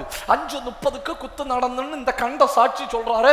பாருங்க ஐயா, என் கட்சிக்காரர் 5:30 மணிக்கு டெல்லியில லாட்ஜில் இருக்கிற சிசிடிவி.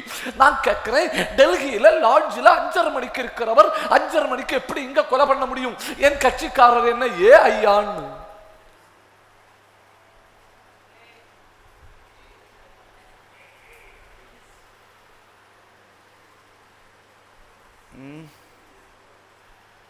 பொய்க்கு பணம் இருக்கு,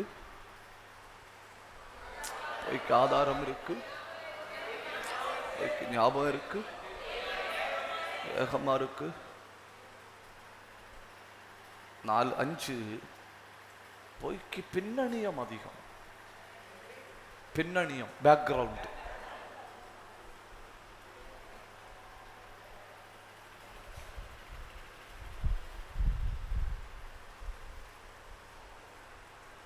பின்னணியம் அதிகம்.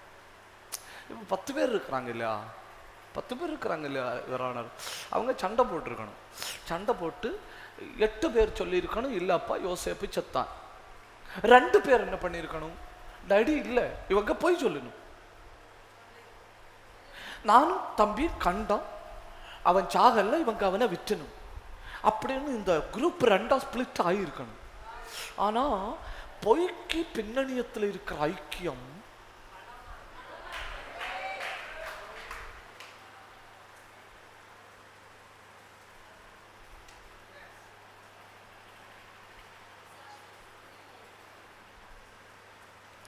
ஏன் மேடம்? அவர்கள் ஒருத்தன் கிளம்பி இருக்கலாம் இல்லையா? ஒருத்தன் கிளம்பி தனியா டேடியை கூப்பிட்டு, டேடி நீ 40 நாள் பட்டினி இருக்காத, நடந்து நான் உண்மையா சொல்றேன், தம்பி சாகல்ல, அவனை விட்டாங்க, நான் கண்டேன் அப்படின்னு ஒருத்தன் எழும்பி சொல்லி இருக்கலாம் இல்லையா?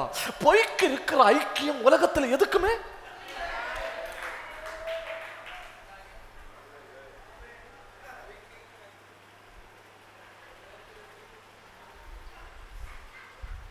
பரிசுத்தாவிய பெற்ற ஆட்களுக்குள்ள பிரிவினை உலகத்துல வேற எங்கேயும்.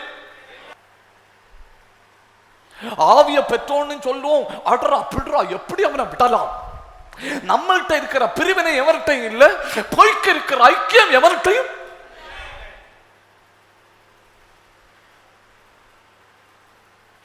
பொய்க்கு இருக்கிற மொத்த ஐக்கியம் நமக்கு வேணும்னு சொல்லல, அதுல பாதியில பாதி நம்ம ஐக்கியமா இருந்திருந்தால் தப்புதான் தப்புதான் தப்புதான்.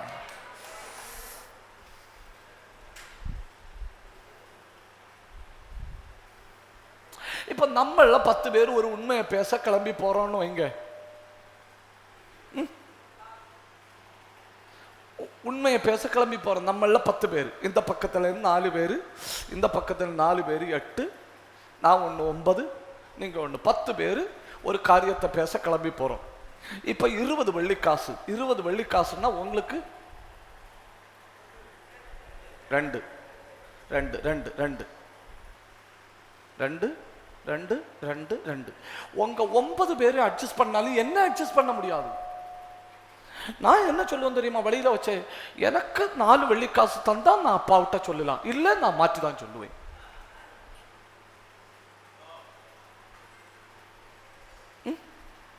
உடனே இவங்க சொல்லணும், சரி நான் எனக்குள்ளதுல 1/2 தாரேன். எவ்வளோ தாரேன்? ½ அப்போ உங்களுக்கு நீ 1.5. உடனே இவங்க சொல்லணும், நான் எனக்குள்ளதுல 1/2 தாரேன். அப்போ எனக்கு தரக்கு 3 வெள்ளிக்காசு ஆயாச்சு. உடனே இவர் சொல்றாரு, நானும் எனக்குள்ளதுல 1/2 தாரேன். இவரும் சொல்றாரு, எனக்குள்ளதுல 1/2 தாரேன். அப்போ ஏன் பிரச்சனை செட்டில் பண்ணியாச்சு. ஏன் பிரச்சனை செட்டில் பண்ணது எப்படி? இவங்களுக்கு 4 பேருக்கும். உடனே இவருக்கும் புரிஞ்சுட்டு, ஓ இப்ப பிரச்சனை பண்ணா 4 வெள்ளிக்காசு கிடைக்கும். உடனே இவரு சொல்றாரு, அப்படின்னா எனக்கு 4 வேணும். வீட்டுல போறதுக்குள்ள 10 பிள்ளைகளும் அடி வச்சு ஒரு 8 அண்டத்தை போட்டு தள்ளிடு வரும். 2 அண்ணம். அந்த 2 அண்ணன் யாரா இருக்கும்? சிமியோனும் லேவியுமா இருக்கும்.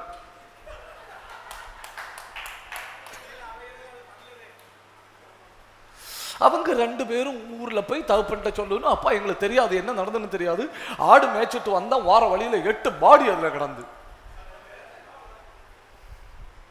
8 பாடி அதுல கிடந்து, ஆளுக்கு 10 வெள்ளிக்காசு.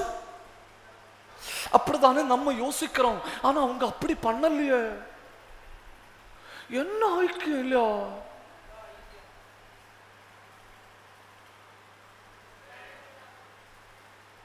நம்ம என்ன நினைப்போம்?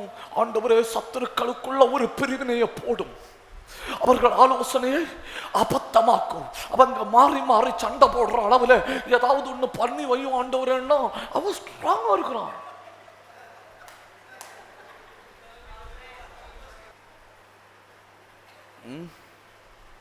உங்க பணித்தளத்தை பற்றின ஒரு அவுட்லைன் உங்களுக்கு கிடைக்குதா?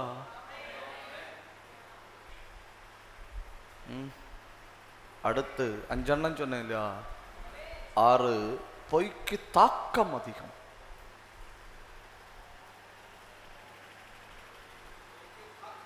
தாக்கம் தாக்கம்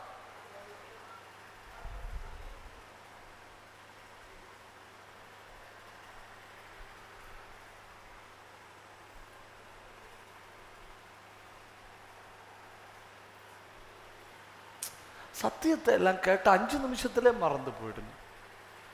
இல்ல போன வாரம்தான் பலவீன நேரத்திலே கர்த்தரும் கூட இருப்பாருங்கிற சத்தியத்தை பேசணும், அதை கேட்டு பலப்பட்டணும். இந்த வாரம் காய்ச்சல் வந்த உடனே நமக்கு போன் பண்ணி சொல்லணும், கர்த்தர் இருக்கிறாரோ இல்லையோன்னு எனக்கு சந்தேகமா இருக்கும்.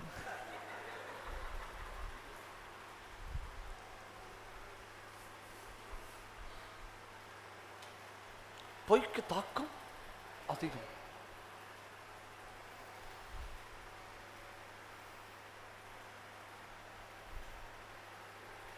ஏழு இதுதானே? 7 தானே இல்லையா? 6 சொன்னேன் இல்லை, இனி 7 தானே? இதோட நான் அந்த பகுதியை விடுறேன். என்ன?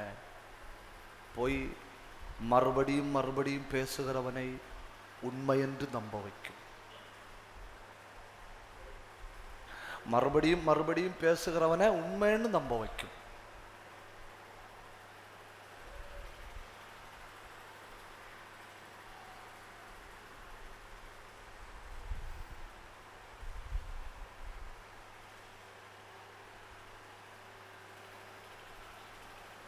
நீங்க 10 தடவை ஒரு பொய்யை சொல்லி பாருங்க, 11வது தடவை அந்த பொய் உண்மையாகிவிடும். அப்புறம் உங்க மனசே அதை பொய்ன்னு ஒத்துக்கிடாது. அதுதான் யாக்கோபுக்கு நடந்தது. அதுதான் யாக்கோபுக்கு நடந்தது. இப்ப 2வது பிள்ளைகள் சொல்றது உண்மை. யோசேப்பு உயிரோட இருக்கிறாங்கிறது உண்மை. ஆனா யாக்கோபு அதை நம்பல. ஏன்னா இந்த பலமுறை அந்த மனசுக்குள்ள அந்த பொய்யை யோசிச்சு யோசிச்சு அது இப்போ என்ன ஆயிட்டது?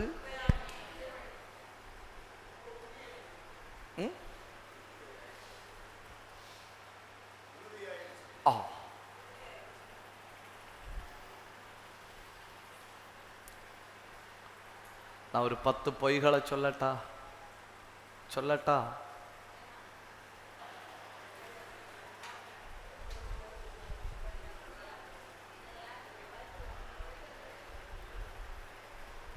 நீ பயன்பட முடியாது என்பது பொய். நீ அந்த பொய்யை நம்பணும்.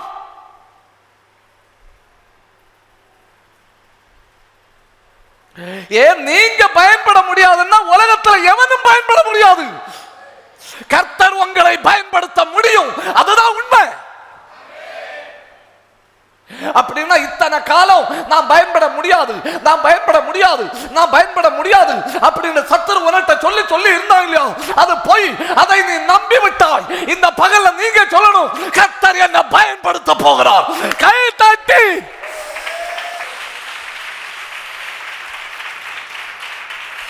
நல்ல கண்ண மூடணும், நல்ல கை தட்டணும். இந்த முகாமில் வந்திருக்கிற அத்தனை பேர் மேலும் ஒரு அக்கினி அபிஷேகம் வந்து விழுகிறது. அந்த பொய்ய சுட்டரிக்கிற ஒரு அபிஷேகம். கண்ண மூடி கையை தட்டி வாயை திறந்து பற்றி பிடிங்க.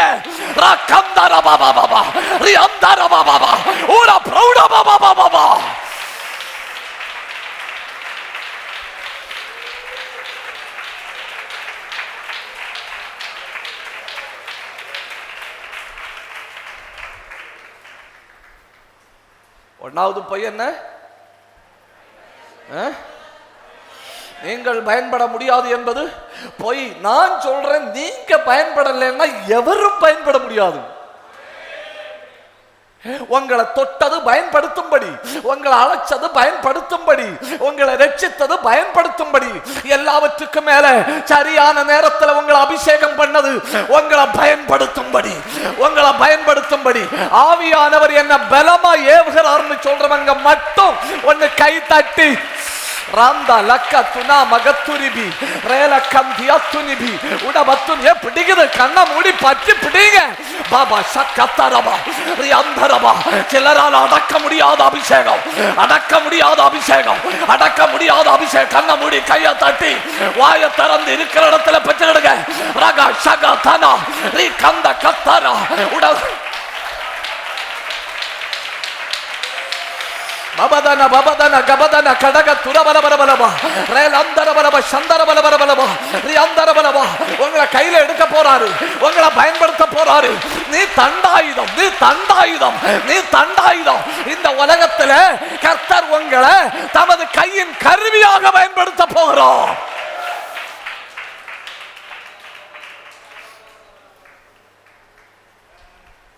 அப்ப நம்ம நம்பின முதல் பொய் என்ன?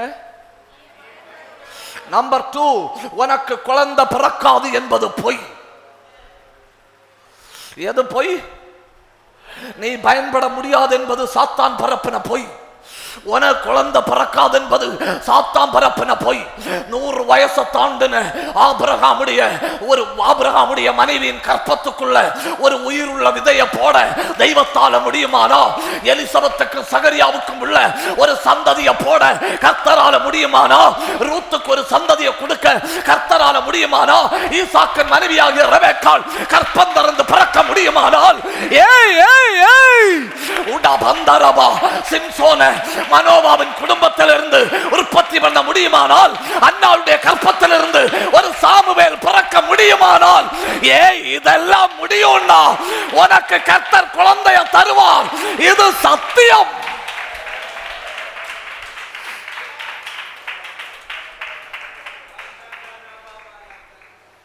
மூணு, நீ பலவீனன் என்பது பொய்.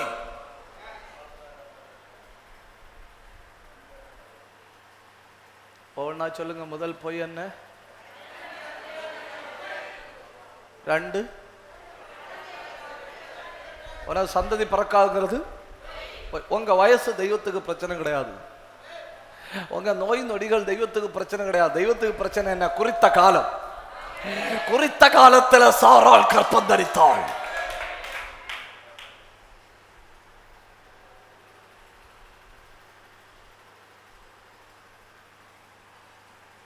நீங்க பலவீனன் என்பது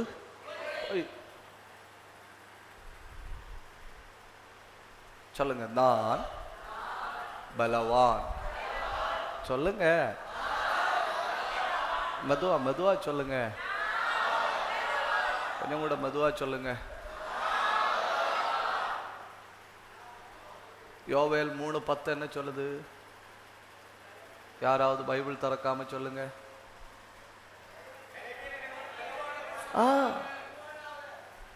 உடம்புல பலவீனனா இருக்கலாம், புரியுதா தங்கங்களா? உடம்புல பலவீனரா இருக்கலாம், நாக்குல பலவீனப்படாது.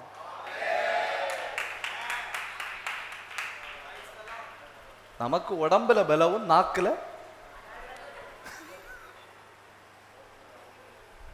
உடம்புல பலனும் நாக்குல பலவீனம். உடம்புல பலவீனமா இருக்கலாம், ஆனா நாக்குல எப்படி இருக்கணும்? பலவானா இருக்கணும். ஏன்னா பலவீனன் தன் வாயை திறந்து என்ன சொல்லணுமா? ஏன்னா நாவினால பலவான்னு சொல்லும்போ பலவீன பகுதிகளை பலன் ஆக்கிரமிக்கும்.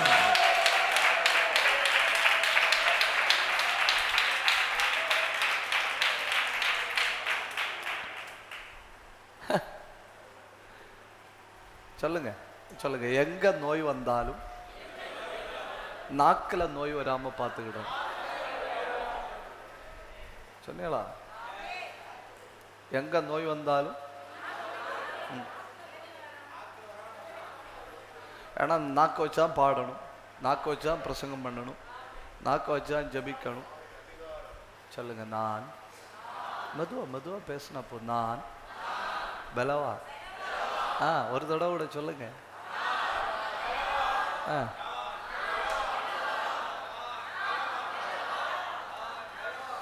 ஆவிக்குரிய உலகத்துல நடக்கிற யுத்தமே சத்தியத்துக்கும் பொய்க்கும் இடையில நடக்கிற யுத்தம் தான்.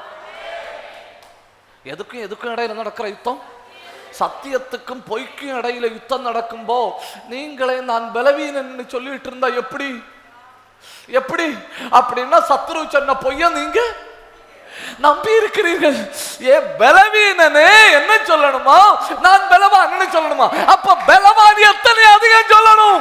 நான் பலவான், I am strong.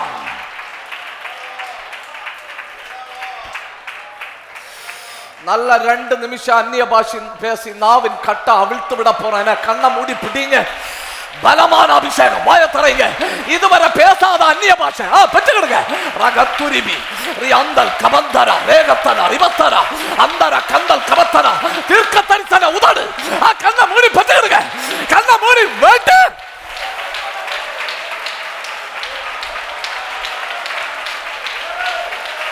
பிடிக்குது, பச்சி பிடிக்குது. பாபா ஹத்தா ராதியா அந்தல் கனாதனா. அபிஷேகம் உள்ளவங்க வேரோட வெட்டுங்க, கிருபை உள்ளவங்க வெட்டி ஜபிங்க. ரக்கத்தர பாபா பாபா அந்தர சந்தர பாபா உடந்தல் பிரௌடவர கூப்பிடுங்க. சத்தம் போதல்ல, சத்தம் போதல்ல, பலமான அபிஷேகம்.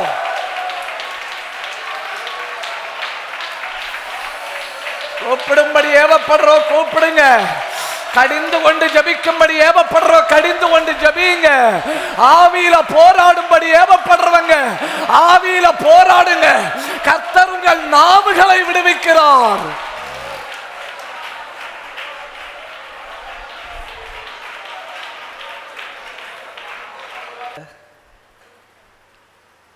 சாத்தான் சொல்லுவான், ரொம்ப வாயை திறக்காத, உனக்கு சுகர் இருக்கு, உனக்கு டயபெட்டிக் இருக்கு, உனக்கு கொலஸ்ட்ரால் இருக்கு, உனக்கு அல்சர் இருக்கு, உனக்கு தைராய்டு இருக்கு, உனக்கு ஆர்த்ரைட்டிஸ் இருக்கு, உனக்கு பிபி இருக்கு, உனக்கு சப்பு இருக்கு, உனக்கு சவர் இருக்கு, உனக்கு குப்பை இருக்கு. நீ வாயை திறந்து சொல்லணுமா? நான் பலவான்.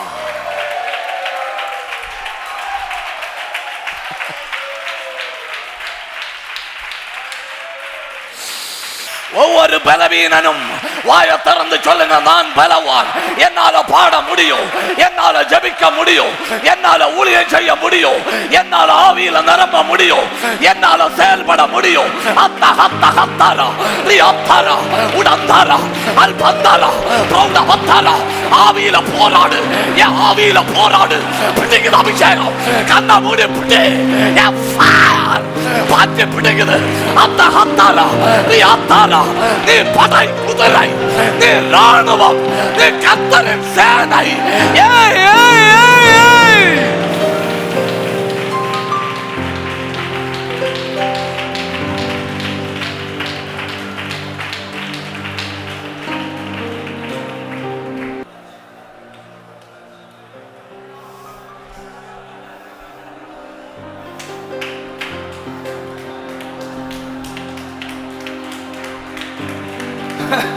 சாத்தான் சொல்லுவான் நீ சாக போறேன், ஏன் கர்த்தர் சொல்றார் உனக்கு மரணமே இல்லை.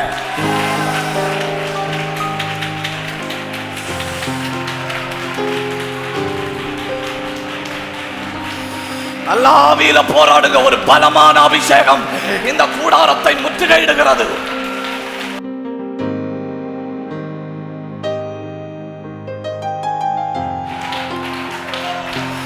புதிய ஊற்றுகள் புறப்பட்டு வருகிறது, புதிய நதிகள் பாய்கிறது. சிலரை அக்கினியாக்குகிறார், சிலரை விசேஷமா அபிஷேகம் பண்றாரு, சிலரை உயிர்ப்பிக்கிறாரு, சில நரம்புகள் பலப்படுகிறது. வாயை திறந்து பேசுங்க, வாயை திறந்து ஸ்பீக், வாயை திறந்து பேசுங்க. உம்மாலே ஒரு சேனைக்குள் பாய்வேன், என் தேவனாலே ஒரு மதிலை தாண்டுவேன். அவர் என் கால்களை மான் கால்களை போராக்கி உன்னதங்களில் என்ன நடக்க பண்ணுகிறார். பாவத்தை ஜெயிக்கிற அபிஷேகம், பொய்ய ஜெயிக்கிற அபிஷேகம், சாத்தானை ஜெயிக்கிற அபிஷேகம். ஏய் ஏய் ஏய் ஏய் ஏய் கபா கபா ரக்கபா ரிக்கத்தரா. நிர்பந்தமா கையை தட்டணும், கண்ணை மூடி பச்சிடுங்க. அபிஷேகம்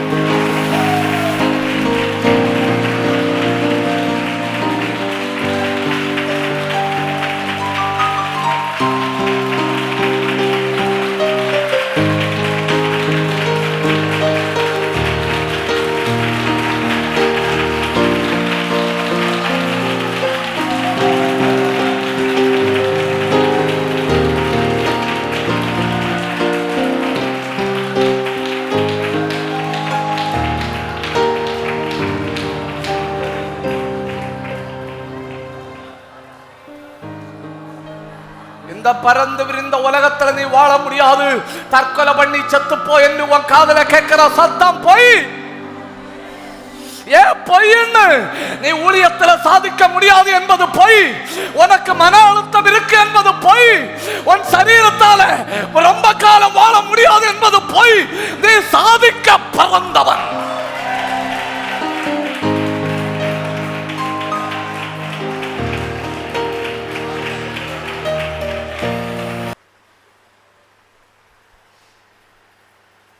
என்ன ஆவி?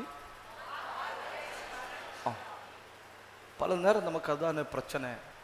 நல்ல 5 பாயிண்ட் கையில் இருக்கு, பிரசங்கம் பண்ணும்படி எழும்பி நிற்கிறோம். ஆனால் ஒரு சொல்லப்படாத பஞ்சம். என்ன பஞ்சம்? வார்த்தை பஞ்சம். நம்ம பலிபீடத்தில் அடிக்கடி என்ன செய்யுது? நடக்குது. நான் நல்ல ஜோம் பண்ணிட்டு பலிபீடத்தில் எழும்பி நிற்கிறேன், எனக்கு வார்த்தை கிடைக்கவே இல்லை. அப்போ சத்தியத்துக்காய் போராடுகிற தேவஜனங்களுக்கு விரோதமா செயல்படுகிற ஒரு வகையான ஆவி வார்த்தை வறட்சியும் ஆவி. அதனால பவுல் எபேசு பட்டணத்தில் உள்ள ஜனங்கள்கிட்ட எனக்காக ஜெபிக்க என்ன சொல்றாரு? எனக்காக ஜெபிக்கணும். தயவு செஞ்சு நீங்க கவனிங்க, நம்ம விசுவாசிகள்கிட்ட எனக்காக ஜெபிங்கன்னு சொல்றது மரியாதை குறைவு கிடையாது. சில பெரிய கௌரவமானவர்கள் உண்டு, எனக்காக யார்கிட்டையும் ஜெபிங்கன்னு சொல்ல மாட்டேன். ஏன்? அது ஒரு நோய், அது ஒரு நோய். அவ்வளவு பெரிய பவுலே என்ன சொல்றாரு? எனக்காக எப்பவும் வேண்டுதல் பண்ணுங்கன்னு. ஏன்னா நீங்க எல்லாரும் சோத்திரம் சொன்னாதான் நானே ஊழியம் செய்ய முடியும். நீங்க எனக்கு வேற ஒன்றும் தரலன்னாலும் எல்லா நாளும் காலையில உங்களிடத்திலிருந்து எனக்காக ஒரு சோத்திரம் மட்டும் போதும். அந்த ஒரு ஸ்தோத்திரத்துக்கு பவர் என்னன்னு உங்களுக்கு தெரியாது, எனக்கு தெரியும்.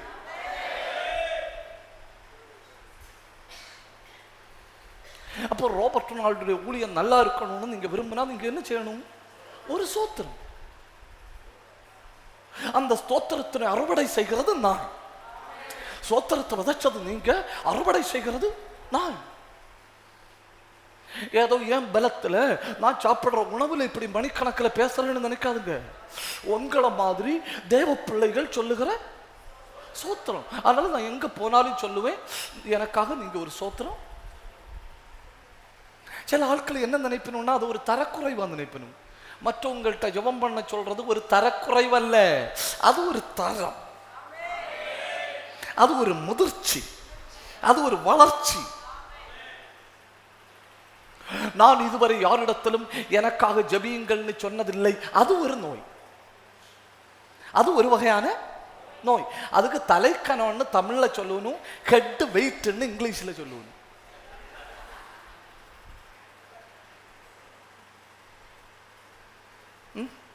எபேசியர் 6:19 வாசிங்க.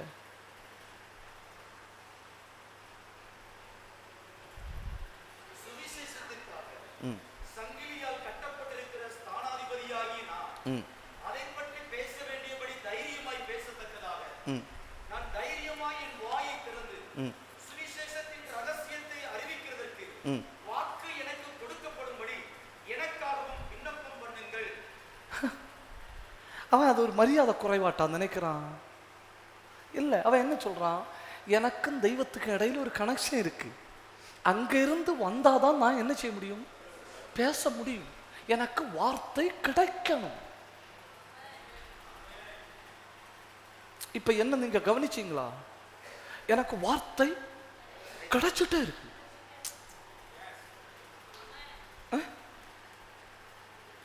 வார்த்தை கிடைச்சிட்டே இருக்கு. இப்படி கிடைச்சிட்டே இருக்கணும்.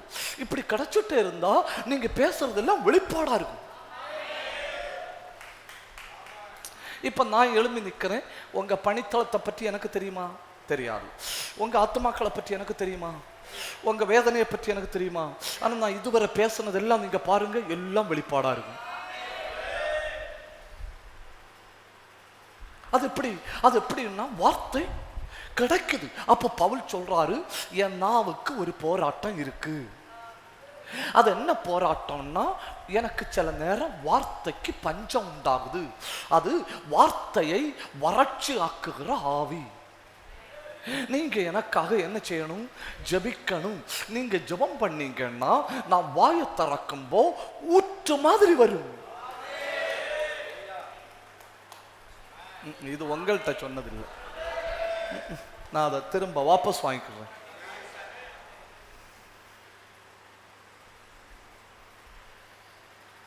அப்படி நீங்க இருந்தா கலெக்டருக்கு முன்ன நிற்கும்போது கலெக்டர்கிட்ட பேச வேண்டிய வார்த்தை, அரசியல்வாதிக்கு முன்ன நிற்கும்போது அரசியல்வாதிகிட்ட பேச வேண்டிய வார்த்தை, உங்க விசுவாசி டாக்டரா இருந்தா டாக்டர்கிட்ட பேச வேண்டிய வார்த்தை, உங்க விசுவாசி இன்ஜினியரா இருந்தா ஸ்கூலுக்கு போகாத விசுவாசி முதல் ஹைடெக் விசுவாசிக்கு வர பேச வேண்டிய வார்த்தை உங்களுக்கு கிடைக்கும்.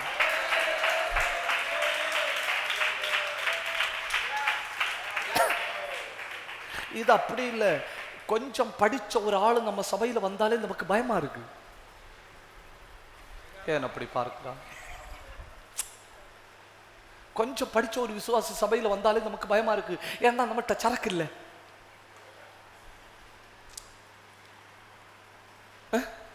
நம்மள்ட்ட என்ன இல்லை? அவனுக்கு கொடுக்கத்தக்க போஜனம் இல்லை.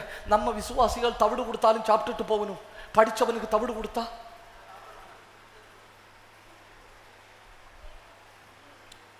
அப்ப அதனால நம்ம ஊக்கமா ஜெபம் பண்றோம், ஆண்டவரே பெரிய மனிதர்களையும் படித்தவனையும் என் சபையில கொண்டு வராதிரும். ஏன்னா அவனை நம்ம தலைவேதனை நினைக்கிறோம். வாலிபர்கள் சபைக்கு வர நம்ம விரும்பல. ஏன்னா நம்ம அதை தலைவேதனை நினைக்கிறோம். அவனுக்கு கொடுக்கத்தக்க சாப்பாடு நம்மள்ட்ட. ஏன் அப்படி முறைக்கிறீர்கள்? உண்மைதானே சொல்றேன். ஐஏஎஸ் அதிகாரி சபையில வரணும், டாக்டர் வரணும், பெரிய பெரிய அதிகாரி வரணும். அவங்க சொல்லணும், கர்த்தர் இன்றைக்கு என்னோடு பேசலாம், இந்த பாஸ்டர்ட்ட வார்த்தை இருக்கு.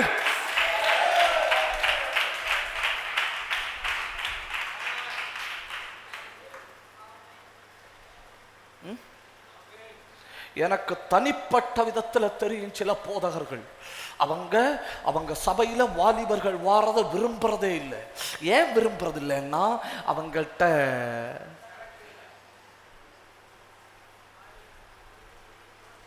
அவர்களிடம் சரக்கு இல்லை. பாஸ்போர்ட் எக்ஸ்பைரி ஆன ஆளுக்கு பிரசங்கம் பண்ற மாதிரி வாலிபனுக்கு பிரசங்கம் பண்ண முடியாது. அவனுக்கு பிரசங்கம் பண்ணா அப்படி தில்லா இருக்கணும், அப்படின்னா சரக்கு இருக்கணும். சரக்கு இருக்கணும்னா அங்க இருந்துதான் வரணும்.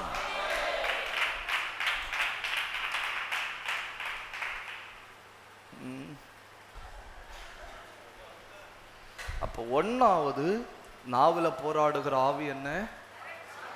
வறட்சியின் ஆவி. 2 முறை தவறி பேச வைக்கும் ஆவி. 2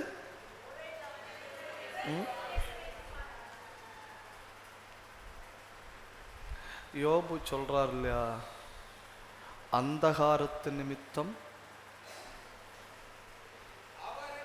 இல்ல, அந்த கீழே அந்தகாரத்து நிமித்தம். அதான்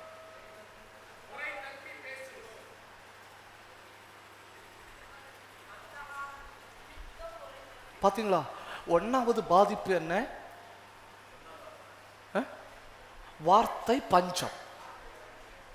ஆனா 2வது பாதிப்பை பாருங்க, எனக்கு வார்த்தை கிடைக்குது, ஆனா வார்த்தை ஆர்டரா கிடைக்கல, சம்பந்தம் இல்லாத வார்த்தைகள் கிடைக்குது.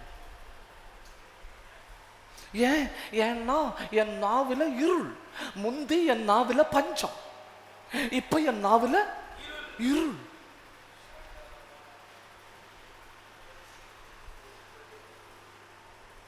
சரியான நேரத்துல சரியான இடத்துல ஃபிட் ஆகிற வார்த்தையை பேசாதபடி சத்துரு எனக்கு தேவையில்லாத வார்த்தையை நாவில போடுறான். அதனால பிரச்சனை வெடிக்குது.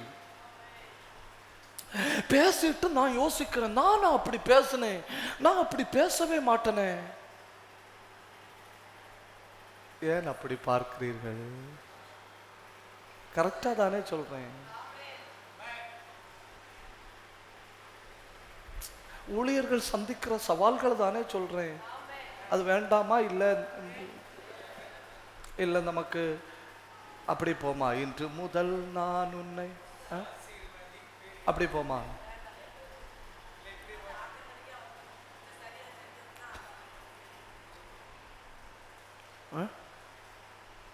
எப்படி? பல தடவை பேசிட்டு நம்ம யோசிக்கிறோம் இல்லை, எப்படி என் வாயில அந்த வார்த்தை வந்து?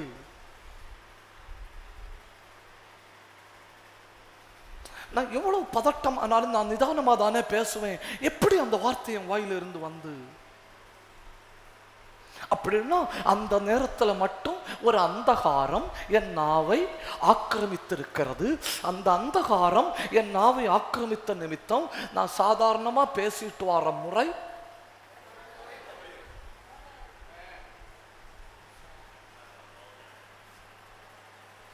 சரி. உங்கள்கிட்ட இப்படி எல்லாம் சொன்னது தப்புதான்.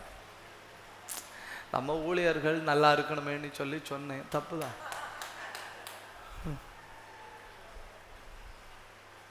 எதன் நிமித்தம்?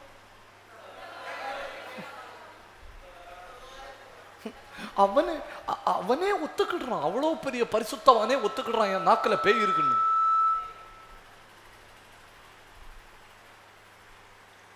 அவ்வளவு பெரிய பரிசுத்தவான் யோபு ஒத்துக்கிடுறாரு. எனக்கு எங்க ஒத்துக்கிடுறான்? எனக்கு வார்த்தை முறை தவறி வருது, சம்பந்தம் இல்லாம கோபப்பட்டு பேசுறேன்.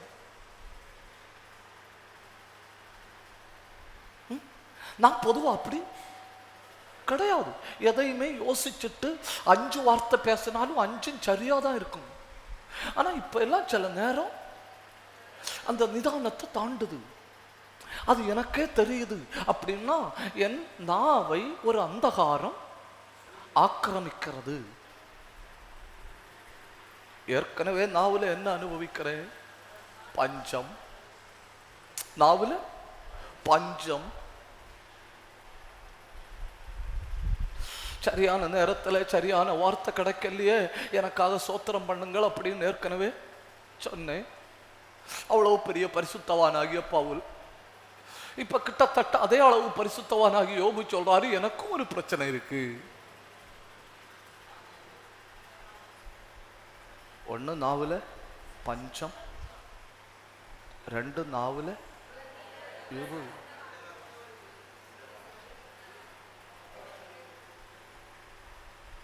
நல்லா 2 நிமிஷம் வெட்டி ஜெபம் பண்ணுவோமா? நல்லா கண்ணை மூடி. உங்க நாவு விடுவிக்கப்பட்டன்னா அப்புறம் உங்க ஊழியத்துக்கு விடுதல். உங்க நாவு விடுவிக்கப்பட்டன்னா உங்க ஆவிக்குரிய வாழ்க்கைக்கு நல்லா கண்ணை மூடி ஒரு வெறியோட ஜெபிங்க. என் நாவு விடுவிக்கப்பட்டுதான் ஆகணும். இந்த கேம்பு முடிஞ்சு போகும்போ என் நாவுல ஊத்து.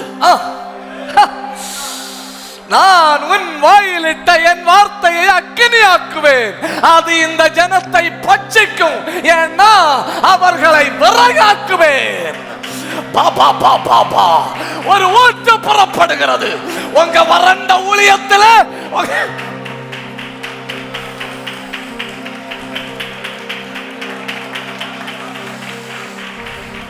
அப்போ 1 நாவுல வறட்சி, 2 நாவுல இருள், 3 நாவுல கட்டு.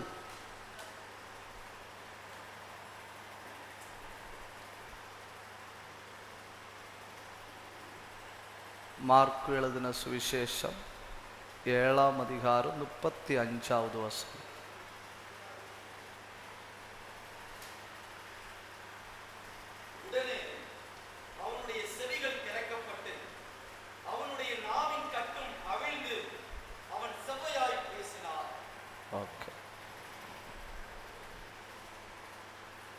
Thank you very much. இப்போ என்னெல்லாம் உண்டுன்னு சொல்லுங்க. எபேசியர் 6:10